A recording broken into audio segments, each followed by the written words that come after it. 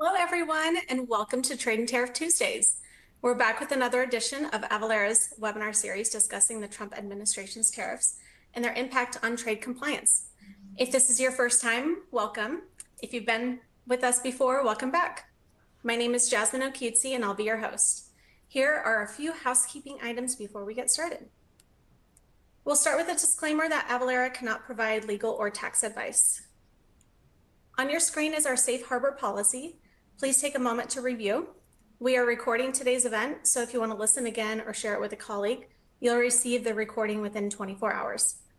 The console you're looking at can be customized, so feel free to move or resize the windows. The additional resources section below contains the slide deck and other related links. There are several ways to engage with presenters and attendees today. First, please submit your questions using the Ask a Questions box. Feel free to submit any troubleshooting questions there, and we'll be able to help you out. Second, you can join our attendee chat. Click the icon at the bottom of your screen with the two bubbles for the chat. We encourage you to introduce yourself, network, and discuss today's topic there. Lastly, a friendly reminder, this session is intended to be interactive and responsive and is not eligible for CPE credit. Trade and Tariff Tuesdays has moved to bi-weekly, so be sure to check out our upcoming dates and register at the link in the console. We have an exciting update that Avalara is hosting an A-list series of one-day events for our top customers and prospects, where we'll be visiting 20 cities between now and the end of the year. Enjoy action-packed games and swag that won't end up in your donation pile. We'll have a full-on tiki party complete with margaritas to network and connect with other VIPs just like you. We'll talk some business, but it'll be light content with useful insights, so you won't have to sit through endless presentations before all the fun. Register for your city by clicking the link in your post-webinar follow-up email. All right, let's meet your presenters for today. We're joined by several members of the Avalara team. We have Craig Reed, General Manager of Cross Border, and Patrick Frith, the Senior Director of Growth for Cross Border. All right, that's all I have for housekeeping, so I'll hand it over to Craig to get us started. Thank you, Jasmine, and welcome everyone. Patrick and I are actually in the UK today. We're in London. We're at our company Crush event, so we have a lot of partners and customers here. A lot of fun talking to everyone. We just had Jo Malone up on stage to talk about her life story. That was very interesting. So if you're able to attend a Crush event, I'd encourage you to do so. And the A-list events that Jasmine outlined as well will be upcoming. You can register for those. First question was, what time of day are the A-list events planned for? Stephanie, I don't know. I believe they're evening events, but I can't. This is kind of new information. So I believe the register link should have more information that you'll get after the webinar. All right, so as usual, we're going to go through the latest news in trade compliance. Actually, there's just popped up on my phone some new news relative to US and Canada that I'll go through. Implications to your business, how you can take action with Avalara, and then we'll do some Q&A. And as usual, we'll try to pepper the Q&A in throughout the webinar. So if you do have questions, ask them as they kind of come to you, and we'll try to weave them in as best we can. And hopefully we'll have some time at the end of the webinar to follow up on any that we may have missed. All right, so first let's do a poll question. Is it appearing for everyone? Yeah, okay, maybe it's just me. All right, so when do the increased tariffs on imported medium and heavy duty trucks and parts and imported buses go into effect? So this was recently announced. So take a moment to choose your answer, and we'll see if everyone's been paying attention to the news. Or maybe this is where you come for your news. All right, so let's see what everyone had to say. We got a well-informed audience. 74% of you are correct. It is November 1st, so that's coming up quickly in another 10 days. So we'll see what happens after Halloween with all of that. So the latest news. So we just talked about trucks and buses. That was approved on October 17th.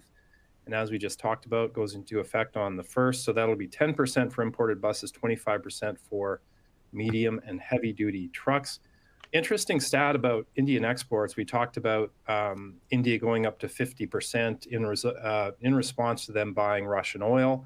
That's led to a 37.5% drop in India's exports. So you can imagine the impact that's having on some of the industries in India that are producing a lot of goods that were coming into the U.S. beforehand. So probably a significant impact on the Indian economy, but we'll see what happens to GDP and so forth. Australia has signed on October 20th, so yesterday, signed a deal for the rare earths minerals valued about 8.5 billion. And that's in large degree a response to obviously the Chinese efforts to restrict rare earth minerals going into the States. So obviously the U.S. administration is out looking to diversify the rare earths. Makes sense.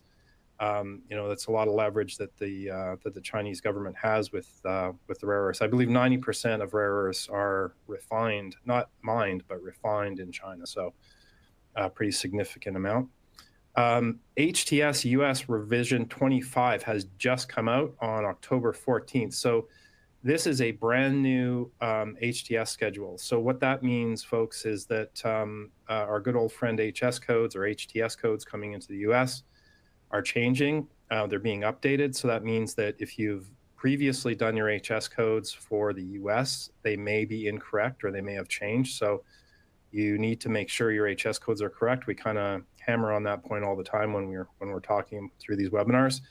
The timber tariffs are now in effect. So the 232 tariffs on softwood timber and lumber, which impacts upholstered wooden furniture, kitchen cabinets and vanities, etc., are now in effect.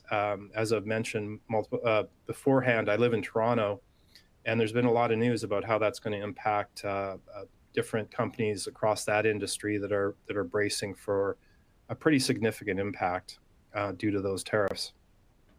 The other big piece of news is the looming IEEPA Supreme Court decision. So we don't know exactly when the Supreme Court's going to hand down a decision, but this could result in one of the biggest refund trade events in history, which would be around 150 billion of collected duty that would need to be refunded. And how that exactly would work, we don't know yet. Obviously, we have to wait until we hear the news and the Supreme Court decision, but that is one of the impacts that could result. All right. Patrick, why don't you take us through some of the deal frameworks just to refresh everyone on where we're at? There you go. Yeah. So the first one, top left corner, the 35% tariff on Canadian goods, which are not covered by USMCA. Actually, now I forgot to mention, Patrick, I'm going to jump in there. I just read before we logged into the webinar, the US and Canada are set to announce a trade deal at the APEC summit later this month. I think it's at the end of this month, the Asia Pac summit. So that deal is going to be on energy, on softwood lumber, or pardon me, on energy, automobiles, softwood lumber, and metals. So what it sounds like is metals are going to get some relief, but it doesn't sound like softwood lumber or autos are going to get relief. So we'll see what happens with that. But I just wanted to mention that as you talk about Canada there. Yeah, but it's an encouraging sign. It means that the two countries are moving closer on commodities that they have big differences on. So there's plenty of time between now and APEC, so we could get more details about what's in that deal before it's actually signed. And who knows, maybe there's additions to that deal as the days go by. So we'll wait and see. So the southern neighbor, Mexico, you remember this is 30% IEEPA tariff at the moment, and that was paused for 90 days. That pause expires at the end of this month. So we're now the 20th of October. Sorry, I beg your pardon, we're on the 21st of October. So in the next 10 days or so, we're going to see then what's going to happen. So presumably there's discussions going on, there's negotiations going on because that deadline is very close now. So we will see whether or not it sticks, the 30% IEEPA, or whether or not there is a deal to be had with Mexico.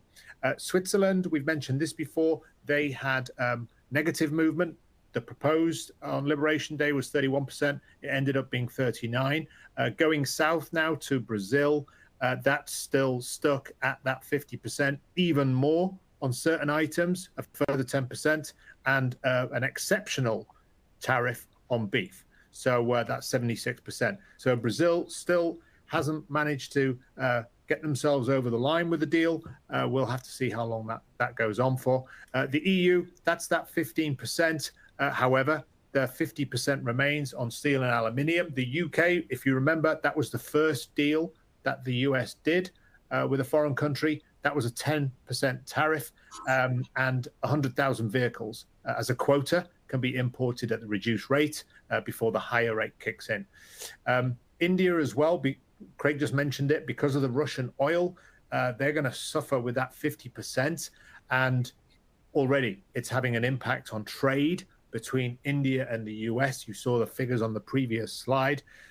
So it would make you think that changes would have to be made in where India acquires its oil for that number to come down, the 50%. Otherwise, I think they're going to be stuck at 50%, and we're going to continue to see a decline in that trade lane.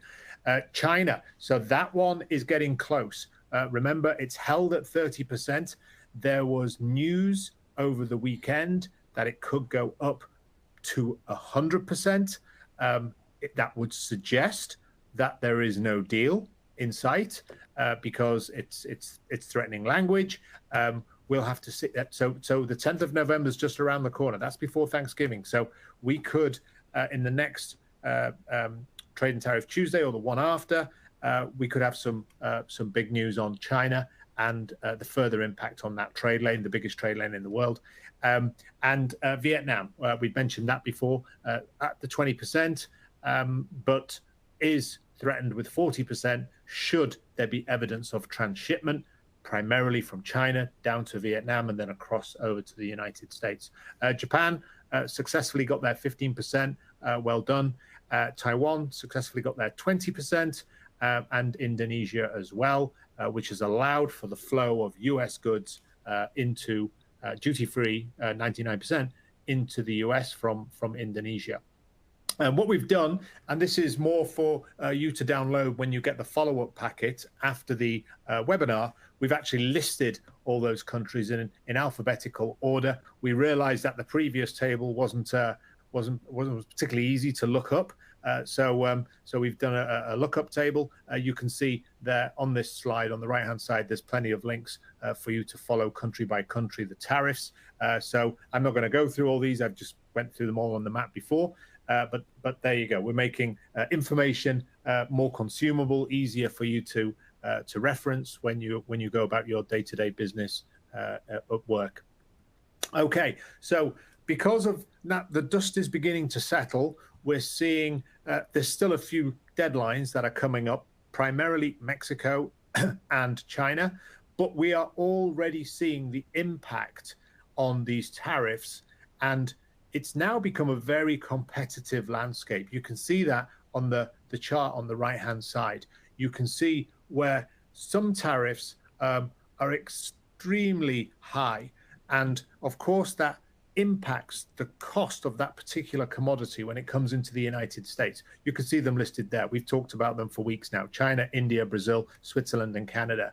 But that creates an opportunity. So if you're a country producing a similar product or commodity or widget or raw material, whatever it may be, or finished goods, and your tariff is less, and you can manufacture, produce, grow that product at a relatively similar price, then all of a sudden you have an advantage. So the consumer in the United States, instead of sourcing that commodity or that product from one of those lower countries, will seek to, because they still need it, so they'll seek to obtain it from a country with a more favorable tariff rate. So it's going to shift. It's going to shift trade lanes. It's going to shift volumes between countries. Economic ties, all these things begin to change. So it will be interesting over the weeks and the months ahead to see how how that unfolds, and where the US sources its goods from overseas. So we thought that was interesting. We're going to keep an eye on it. We're going to look out for trade lane information so we can report it to you on these webinars as we see trade lane shifting a little bit. So with that, I'll pass you back over to Craig for de minimis information. Yeah, thanks, Patrick. So de minimis is probably the biggest change. I mean, there's been all these tariffs and moves, but for impact on e-commerce especially, de minimis has been very significant.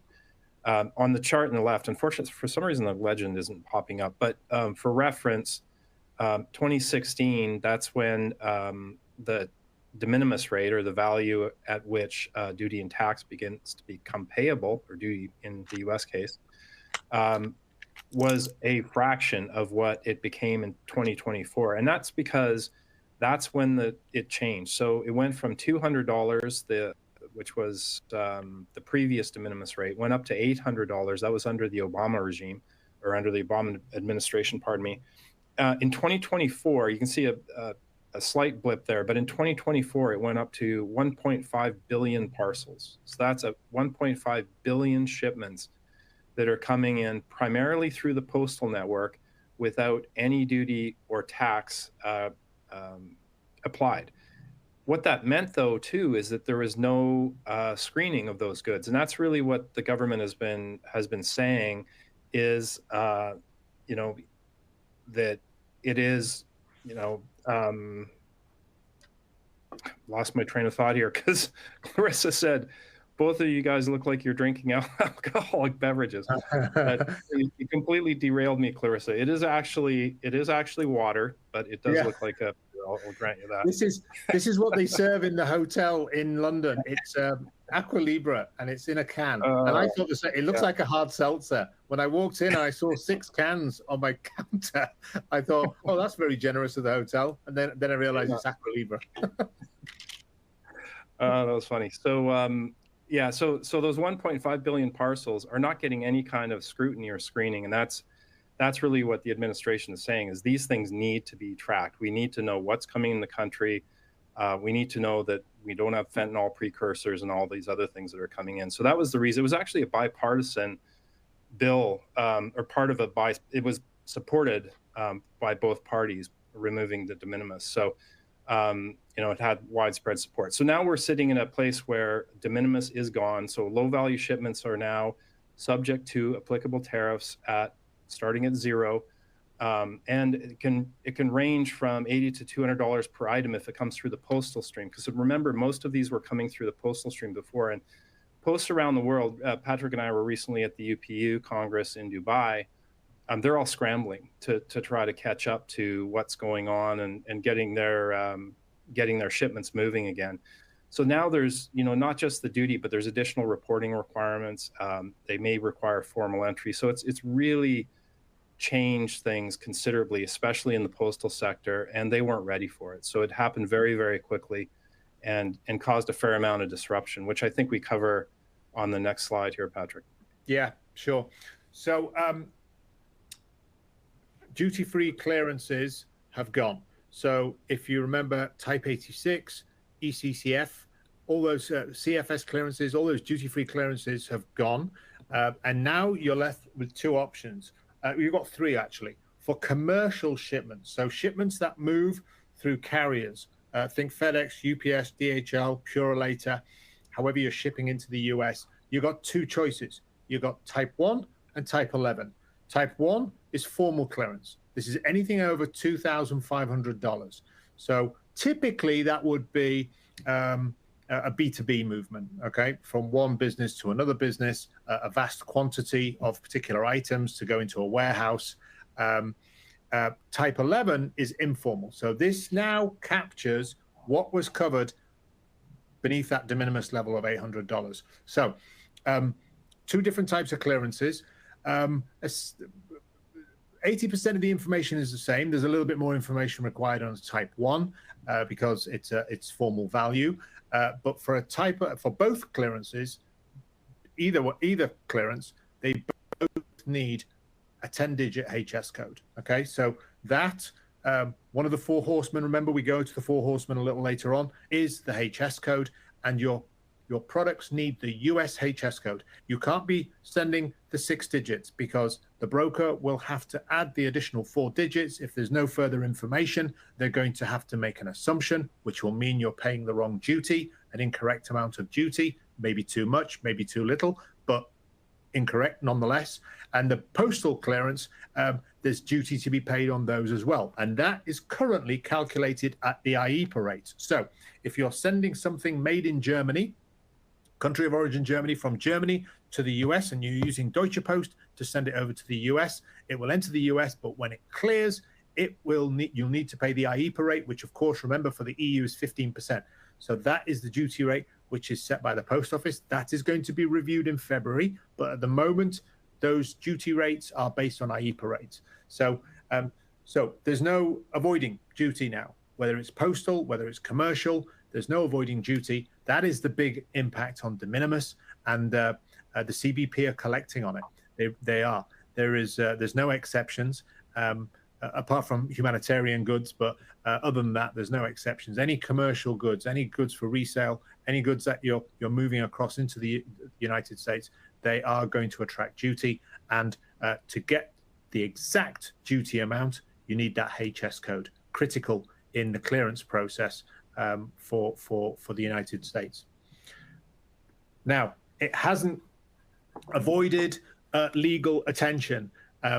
Back in May, the CIT, Court of International Trade, deemed that the use of IEPA could have been illegal.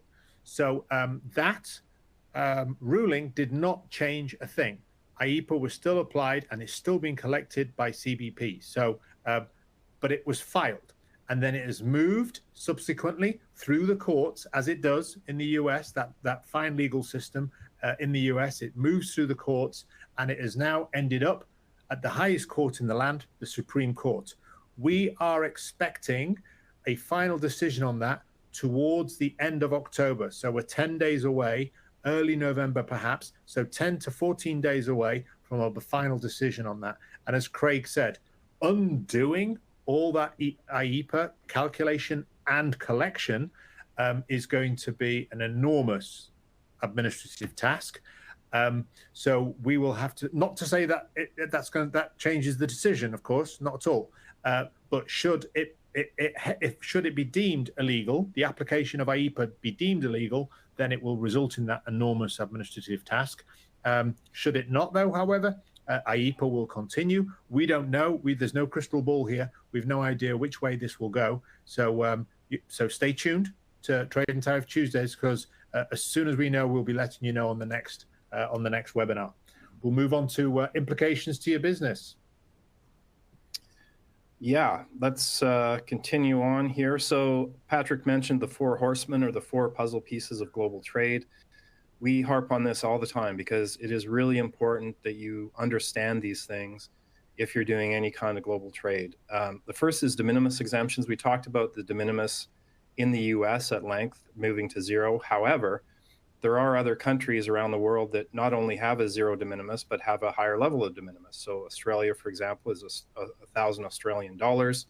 In Canada, it's $20. So there's de minimis levels around the world. And sometimes in countries that have VAT, de minimis for duty and for tax can be different. So you have to know what your duty threshold is and what your tax threshold is.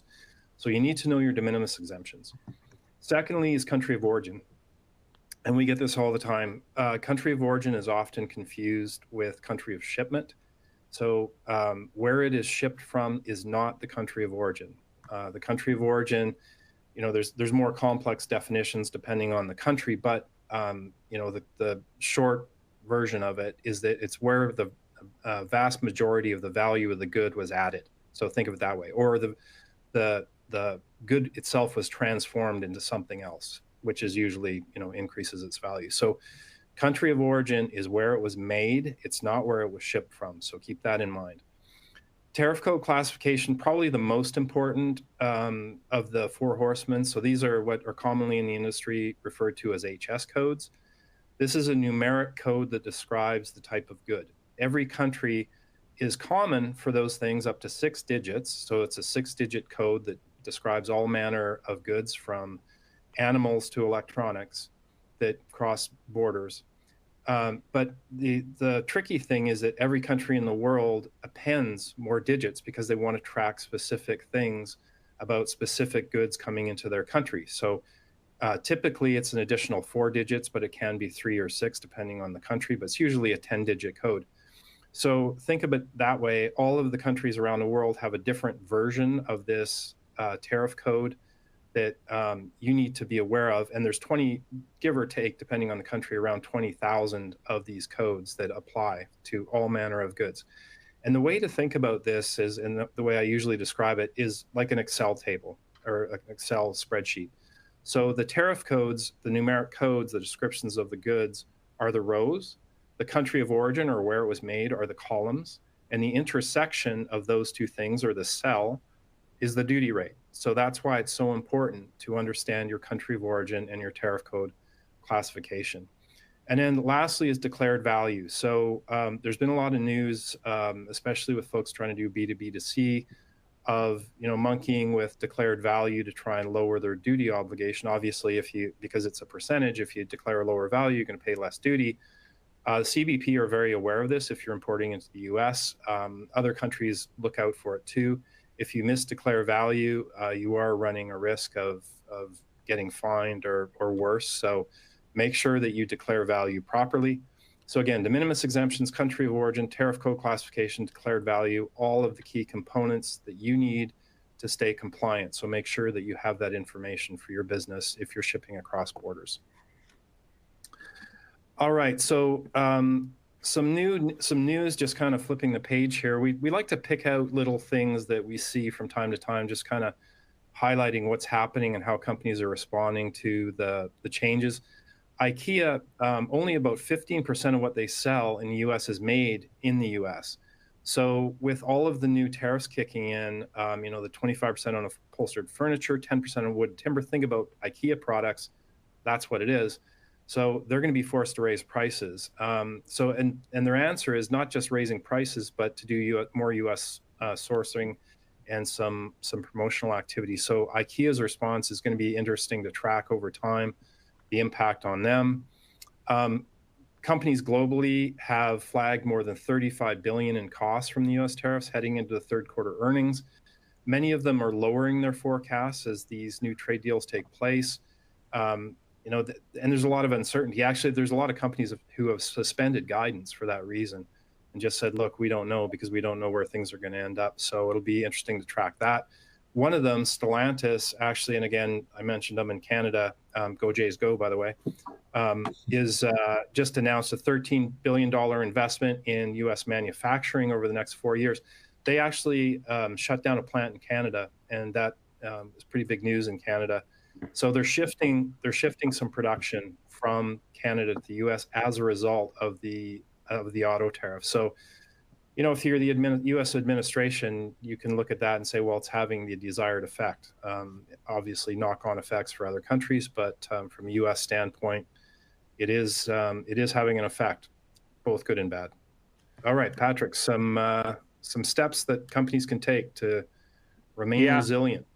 That's right. So, we speak to companies all the time. We keep an eye on all those news tidbits that we had a few examples on the previous slide. And so we kind of summarize them into 5 buckets.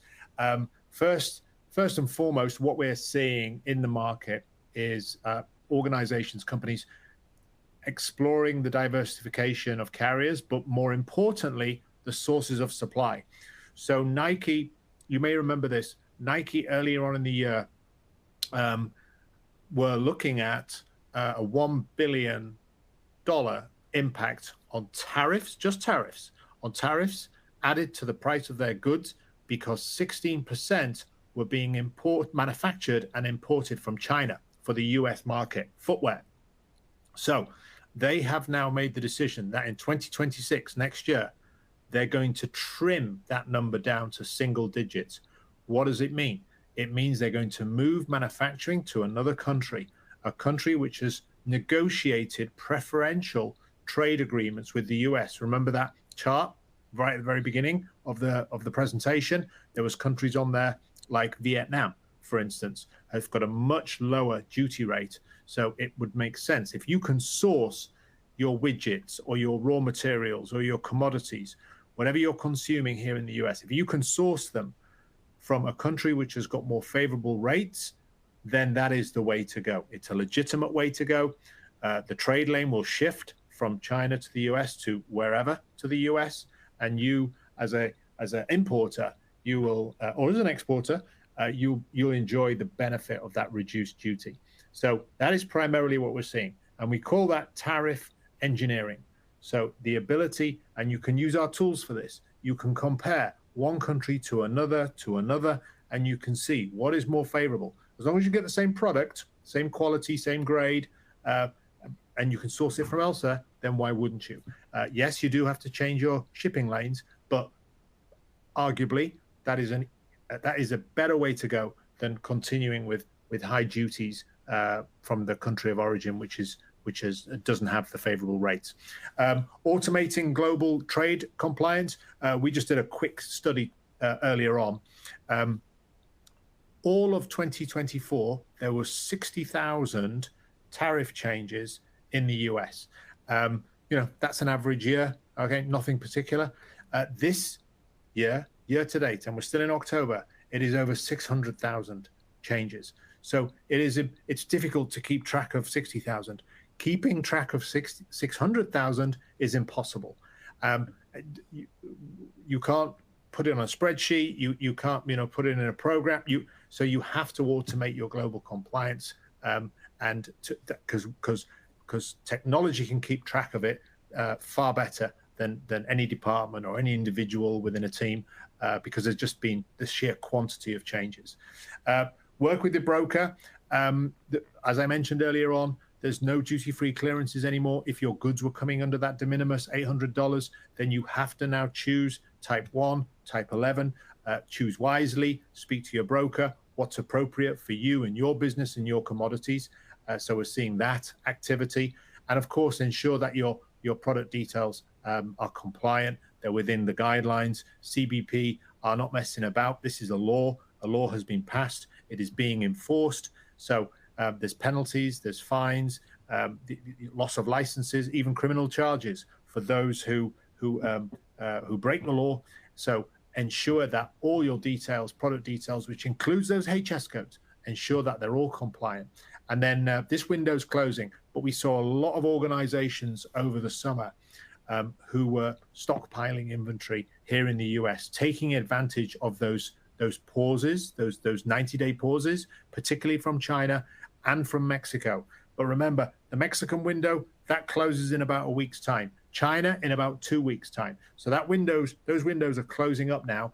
So we won't be seeing too much of that, unless, of course, there's another extension. Of course, we'll let you know about it on Trade and Tariff webinars. But as it stands right now, those windows are going to be closed in the next 2 or 3 weeks. So yeah, that opportunity has been and gone, I'm afraid.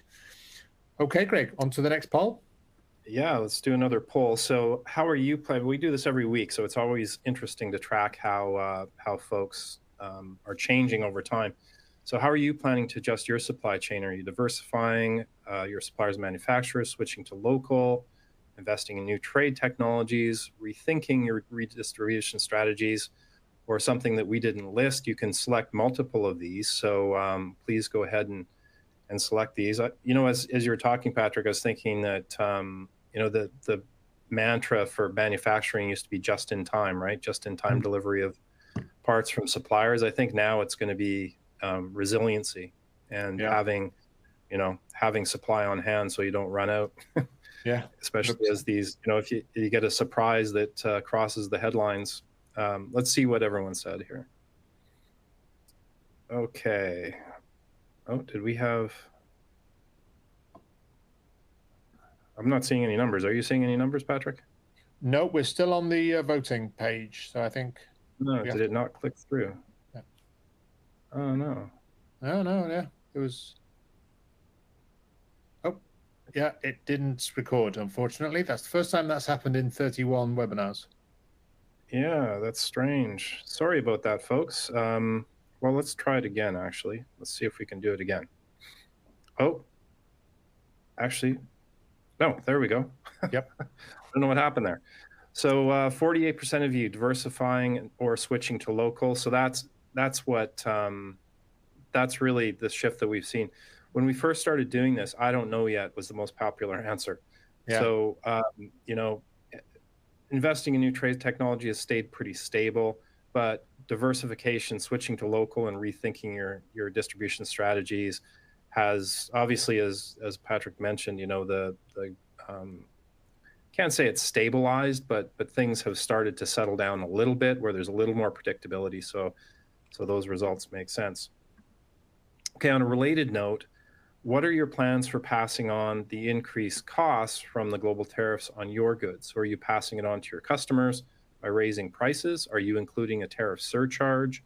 Are you absorbing the costs? Are you sharing them with your suppliers or something else that we haven't listed here? You can select multiple of these as well. So please go ahead and answer that question.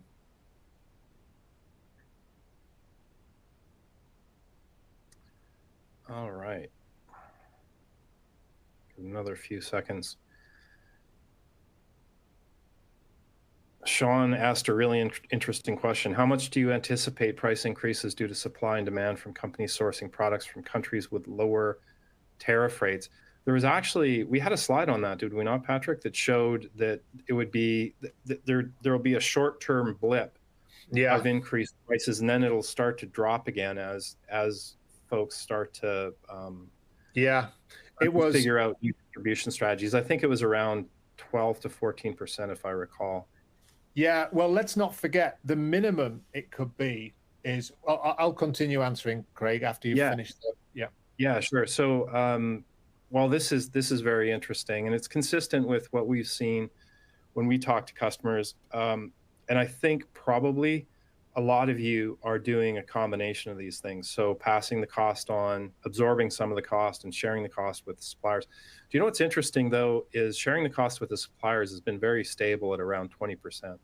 So it seems that is, you know, about 20, if you can translate it, like roughly 20% of the increases are going to be borne by suppliers. And that's what we've seen studies that have suggested it was between 15 and 20. So that's interesting as well. But there's no question that there's going to be additional charges coming through to consumers just from these polls that we've done. So it's really a question of, you know, how much is going to be borne by the suppliers, how much is going to be absorbed, and how much is going to be passed on. So it's looking like it's like 20-20-60 is kind of how we're seeing it. Yeah, just to go back to Sean's question. So this time last year, before any tariffs were in place, everything was, you know, trundling along. We had de minimis, so lots of things were coming in duty free, and then we had Liberation Day, 2nd of April. It was implemented on the 4th of April, then got postponed by 90 days, and then it was in place in August. What we saw was approximately about a 20% increase across the board, okay, because of that. Because, just as Craig said, supply chains hadn't adapted. So they were still bringing in products from high, and remember, China at that point was you know, 145%. So they're still bringing in things from high duty countries, but then they were also bringing in things from the ones which were not on that Liberation Day list. So 57 countries were affected, between 11% and high 50%. 51 countries. The other countries, the rest of the world, got the 10% standard. So Sean, the minimum the price increase can be is 10%. Supposing the whole of the US sourced from one of those 10% countries, okay? So let's say Jamaica, for instance, 10% country. If everything was sourced from Jamaica, all of a sudden, the minimum is 10% price increase. But that obviously can't happen. Jamaica doesn't produce everything that the US consumes. So it has to come from other countries. And some of them do have higher than 10%. The UK has 10%, but EU's 15%, right? So that's a big trade lane. So anything from the EU is going to be 15% more expensive now than it was this time last year. So it's a difficult question to answer because the percentage ranges are so different. But the minimum it could possibly ever be is 10%. Yeah, and it depends too on, for a specific industry, how much can a supplier absorb the cost? How much margin does the company importing it have to absorb? And Right. therefore, how much has to be passed on to the supplier, or pardon me, to the customer. So I think it's really industry dependent. Where there's low margins for both the supplier and the importer, you're going to see larger price increases, obviously. All right, Patrick. So how can businesses keep up with these changes? Yeah, well, the good idea is you can. Okay, so and we were in Crush as Craig mentioned earlier on the Avalara event here in London, and this came up is how can we keep up, because a lot of companies have said outside of the US, this is companies outside of the US who import into the US, they've just said, look, I'm closing shop to the US. It's just too complicated. It's too expensive. Lots of duties. I don't think my products are going to be popular anymore because of the costs. So I'm pulling back. But our answer to that is, well, you don't have to. You can stay ahead of this. And how do you stay ahead of it? Well, by compliance, okay? Because the US, as we know, we still consume. IKEA are already saying only 10, 15% of the furniture is made in the US. The rest is imported. And that's now been hit with a new tariff. They're not going to close shop. They're going to, because we'll continue to want to buy IKEA. We've all got it in our homes. We'll continue to want to buy IKEA products. So what do you do if you're IKEA? You get ahead of it, okay? And you classify your products correctly. You make sure that you're paying the correct duty, not too much, not more.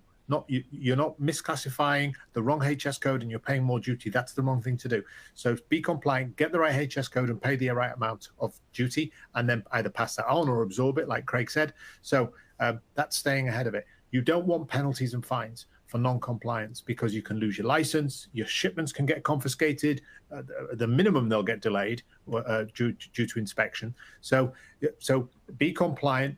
If you stay compliant, then you can keep up with these changes. As I mentioned, you don't want to overpay or underpay on duties, and you certainly don't want to add extra cost to your supply chain because you've got bits of information wrong on your shipping documents or your commercial invoices or your customs entry, because that's just going to hold things up.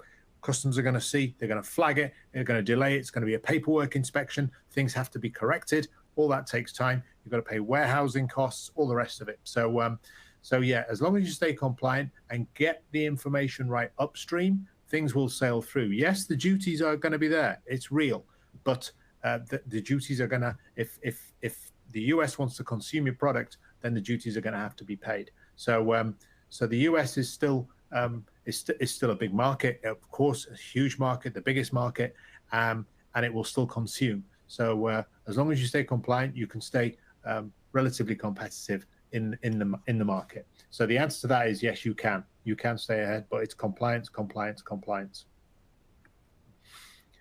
Okay. So taking action with Avalara, how can Avalara help? Well, the good news is if you're an existing customer, it's very, very straightforward to activate AvaTax cross-border. What is this? It's an add-on. It's an add-on to AvaTax, which is our US sales tax calculator. And you can just, with a flip of your switch, speak to your account representative. You can activate cross-border, so duties and taxes can be calculated. If you're not yet an Avalara client, what you must do is reach out to us and we can set you up with duty and tax calculations, so you know upstream, you know how much the duty is going to be when it hits. All the IEPA rates, all the reciprocal rates, all the Section 301s and 232s, all those stackable duties we calculate, so you can present that to your buyer at checkout, and you can then subsequently ship DDP into the United States. Duties will be paid accurately to the penny, not too much, not too little, and you know that you've got the peace of mind of being compliant. HS codes, one of the four horsemen that Craig mentioned earlier on, we can classify your whole catalog. We do that in a range of ways. We've got AI-based classification. You can upload an image. I can upload an image of this white shirt. We will scan the image and we'll, in real time, we'll be able to classify that product for you. So you've got your HS code. You know your HS code, not just to the US, to any country in the world. We classify for everywhere. If you prefer to do it yourself, we've got self-serve. We're going to show you a demo of that shortly. And you can actually go through the process of classifying that. If you've got the resources and the people in your organization, you can go through the process of classifying your goods yourself. If you don't have those resources, not a problem. You can send us your product catalog and we can classify it all for you, send it back to you, and you can include that then on your shipping documents, your commercial invoices, and your customs entries to make sure you're compliant. And then, of course, finally, we've got the trade and tariff library. Not all goods can go to all countries. There are some countries who have got restrictions and prohibitions on certain goods. So if you're shipping to a range of countries and you're not sure if that your product is going to get into certain countries, then you can make reference to that product in our library and determine whether or not it's green for go or red for restricted. So we can help you navigate these pitfalls in cross-border with the technology that we've got available. And on that note, we would like to run the demo. This is available for a free trial. We'll talk about that after the demo, but if we could just run the demo, that'll be great. Thank you.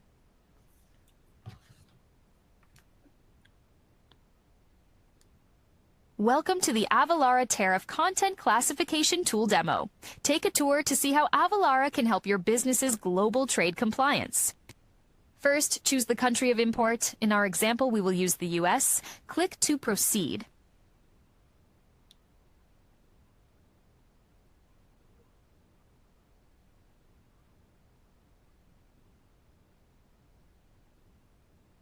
Next, select the country of origin. In our example, we will use China. Click to proceed.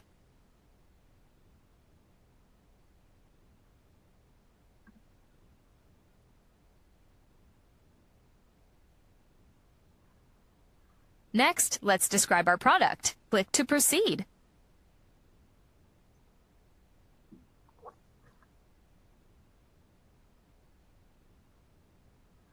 Now, we are ready to classify. Click to proceed. The tariff classification tool needs to know a few more details. Click to select the upper material. Select the lower material. Click to proceed.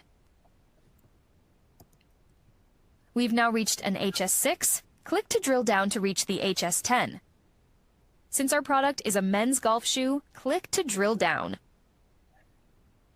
Since our product is not welt footwear, click to drill down.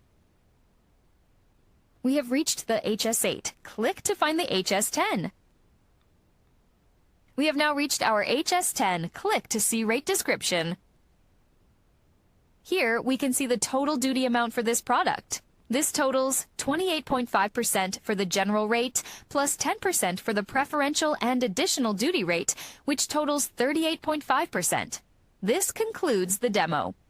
Want to talk with an expert about your global trade compliance? Schedule time with a member of our cross-border team below for a live demo. All right. Hopefully that was helpful. Keep in mind that that's just one of our tools. We have a number of different ways you can use our classification tools, from APIs. We have all different types of classification capabilities, calculation capabilities, and restrictions capabilities, as Patrick outlined. But if you want a free trial of that tool, we are offering a 14-day free trial. So I will move forward to the poll question. So if you would like to start a 14-day free trial of the self-serve tariff code classification service, please click yes on the poll question there. And we'll leave it there. I see some questions in the chat. So Trinity asked, are there any meetings we know about scheduled between Trump and Xi before the November 10th deadline? How much optimism do we have that an agreement will be made between US and China? Do you think there will be another 90-day window?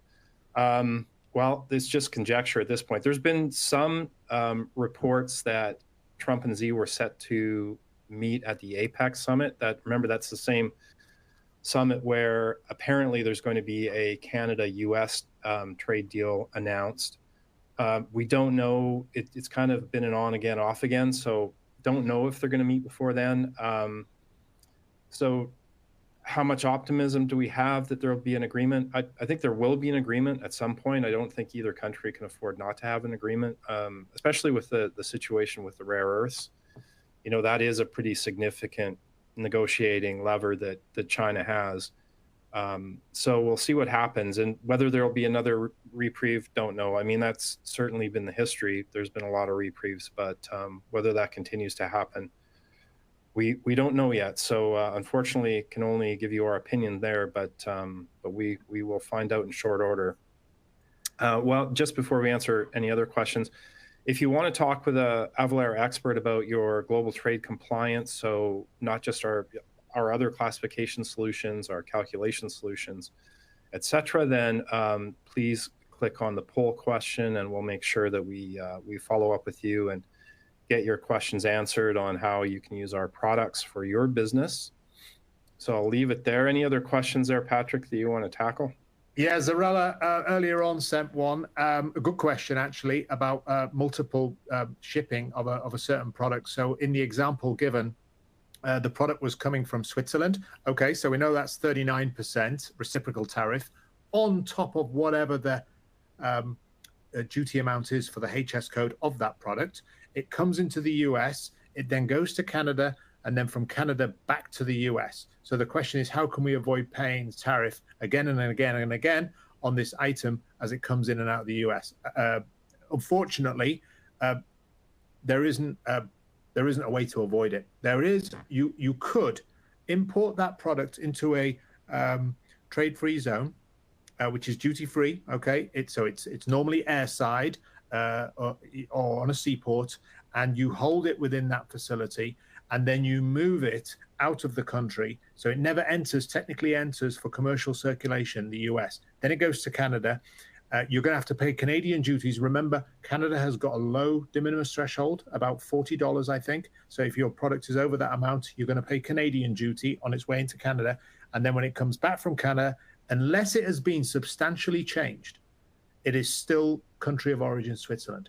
If there is a substantial change to that product in Canada when it comes back into the US, then it's made in Canada. So if it was a raw material and then you manufacture something out of it, if it's a roll of cotton and you manufacture a shirt or a pair of pants or whatever it is out of it, then it's a shirt made in Canada, and it comes made in Canada, probably under NAFTA, into the United States. So it all depends on what you're doing at these different points, Zarella. But unless there's substantial change, it's always going to be made a country of origin Switzerland, and you're always going to be paying that extra 39% on top of the regular duty charge for that particular commodity. So, this is why cars, automotive, have suffered so badly, because the average number of times that a car or a car part goes between the US and Canada is 7 times in the production of a car. It goes backwards and forwards for different activities on either side of the border. So, and every time it goes over, every time it flips over from one country, it's attracting duty.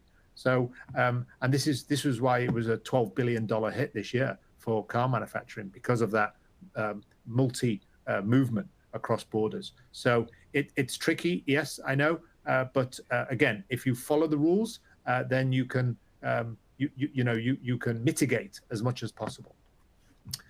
Yeah, another question here. I'll maybe give my opinion. You can give yours. But sure. John asked, given the average lead time of new chip manufacturing facilities, how realistic is it to be able to rely on domestic manufacturing in the short to medium term in the tech world? I think probably honestly not that realistic, because there's going to be, well, it'll certainly drive prices up, won't it? So if folks are all trying to source domestically, there's only so much domestic production. The laws of supply and demand would suggest to me that it'll drive the price up to match the price of the imported semiconductors anyway. It takes a long time to build a chip manufacturing facility, and it is a very difficult thing to do. And maybe proof of that is, I track different stocks, Taiwan Semiconductor being one of them.